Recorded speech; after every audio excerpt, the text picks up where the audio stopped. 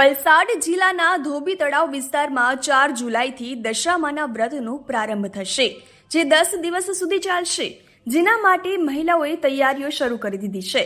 બજારો પણ દશામાની મૂર્તિઓથી સજ્જ જોવા મળી છે. મહિલાઓ પોતાની ભક્તિ પ્રમાણે ખરીદી કરી રહી છે અને તે પણ ચુંદડી, કુમકુમ, અંતર સહિતની ઘણી બધી સામગ્રી ખરીદશે અને ત્યારબાદ 4 જુલાઈએ શુભ સમય સ્થાપિત કરશે. 10 દિવસ સુધી દરેક ઘરમાં દશા માતાની મૂર્તિની સ્થાપના કરવામાં આવશે.